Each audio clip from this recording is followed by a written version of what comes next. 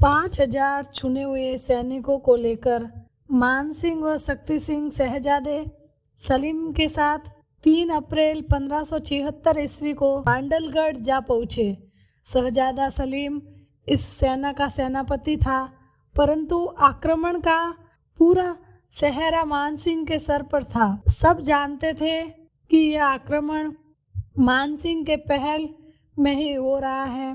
इस सेना में मुगल सेना की चुनी हुई हस्तियां मानसिंह के साथ में थी। गाजी खान, बादकशी, ख्वाजा, गियासुद्दीन, आशफ खान आदि को साथ लेकर मानसिंह ने 2 माह तक मांडलगढ़ में मुगल सेना का इंतजार किया।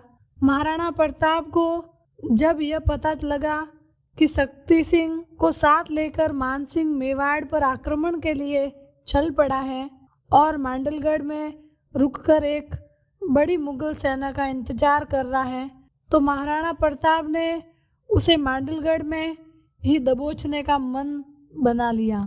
परंतु अपने विश्वसनीय सलाहकार राम शाह तोमर की सलाह पर राणा प्रताप ने इरादा बदल दिया। रणनीति बनाई गई कि मुगलों को पहल करने देनी चाहिए और उस पर कुंभलगढ़ की पहाड़ियों से ही जवाबी हमला किया जाए। अपनी फौज की घेरा को मजबूत करने के लिए महाराणा प्रताप कुंभलगढ़ से गोगुंडा पहुँचे।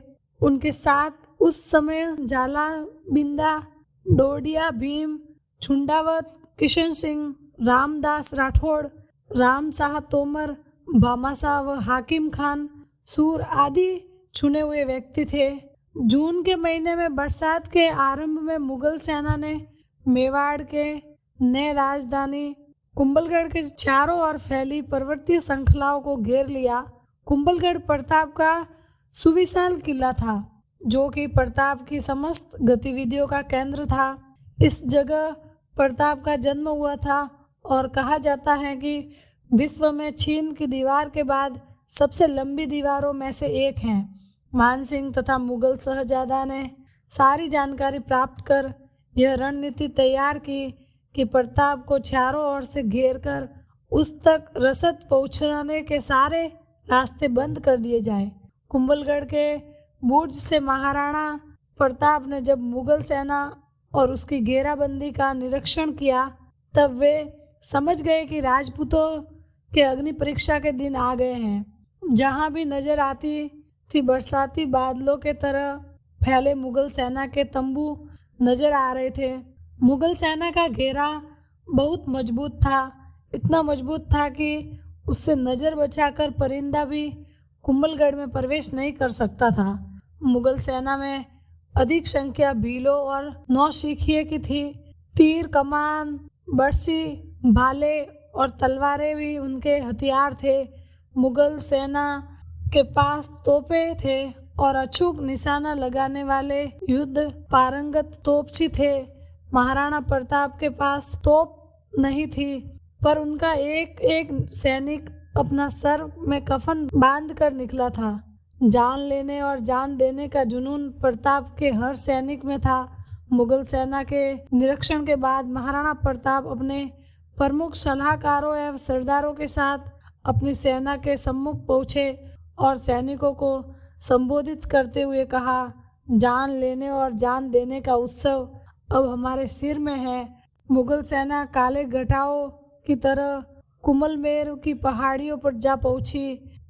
1 लाख से अधिक मुगल सेना ने हमें इस आस को लेकर घेरा है कि हम संख्या में कम हैं और विस्तार देखकर ही डर जाएंगे, परंतु शायद वो भूल गए हैं कि सूर्य की एकमात्र किरण अत्यंत अंधकार को विदीर्ण करने के लिए काफ़ी होती हैं।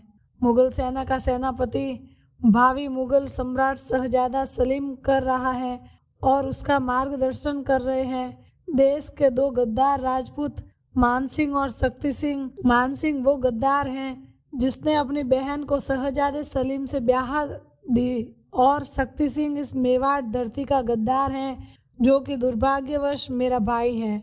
उसे भाई कहते हुए मुझे लज्जा आती है, परंतु यह सच है कि आज उसने राजपूती शान का बट्टा लगाया है। वह मुगल सेना के साथ मिलकर अपनी ही धरती और अपने ही भाई में चढ़ाई करने आया है।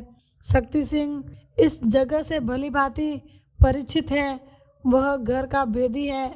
अगर आज वो उनके साथ नहीं होता तो हमारे बहुत से रहस्य शत्रु पक्ष को पता नहीं लग पाते और उस स्थिति का लाभ उठाकर हम शत्रु पक्ष को अनेक तरह से पटखनी दे सकते थे। परंतु यह हमारे मेवाड़ धरती का दुर्भाग्य है कि उसी का एक बेटा विदेशी मुगल सेना को लेकर उसी की मनंग उजाड़ने आया है। परंतु साथियों, विजय सिर्फ हमारी होगी, क्योंकि ये हमारी स्वाधीनता बचाने की लड़ाई है और हम अपनी मातृभूमि की रक्षा के लिए अपना खून बहाना भली भांति जानते हैं। हम गिन गिन कर शत्रुओं का सिर काटेंगे। हमारे एक एक सैनिकों को 25-25 मुगल सैनिकों का सर काटना है। हमारा हौसला बुलंद हो, हमारी भुजाओं की ताकत के सामने, हमारे युद्ध कौशल व देशभक्ति के जुनून के सामने एक भी शत्रु सैनिक यहाँ से जीवित बचकर नहीं जा पाएगा। हम एक एक को कुमालमेर की पहाड़ियों में दफन कर देंगे। आओ प्रतिज्ञा करें कि हम एक एक सैनिकों को, मुगलों के 25-25 सैनिकों के सिर काटने में हमारे जीते जी शत्रु हमारी मातृभूमि पर कदम नहीं रख सकेगा। इसके लिए चाहे हमें कोई भी कीमत चुकानी पड़े, हम इन मुगल सेना को बता देंगे कि हम भले ही मर जाए पर युद्ध भूमि से पीछे हटना हम राजपूतों के खून में नहीं है। इस प्रकार से महाराणा प्रताप की जोरदार आवाज़ से सैनिकों में प्रोत्साहन भरा जाने लगा। उनके इस बातों को सुनकर उनके सैनिकों का मनोबल आसमान की ऊंचाइयों में पहुंचा दिया। सबने जोरदार अपने तलवारें खींची और बुलंद आवाज में घोषणा की कि अब यह तलवार शत्रु का रक्त पीकर ही म्यान में वापस जाएगी। दोनों ओर की सेना तैयार हो गई, परंतु हमला नहीं हुआ। महाराणा प्रताप ने मन बना लिया था कि पहले मुगल सेना पहल करेगी और उसके हमला करते ही हमारी सेना उन पर टूट पड़ेगी।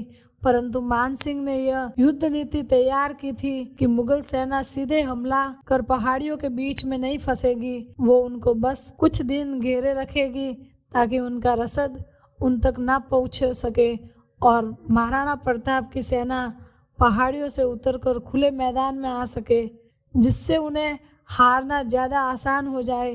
शहजादा इस पक्ष में था कि आगे बढ़कर उन पर आक्रमण किया जाए ताकि युद्ध जल्दी खत्म हो सके।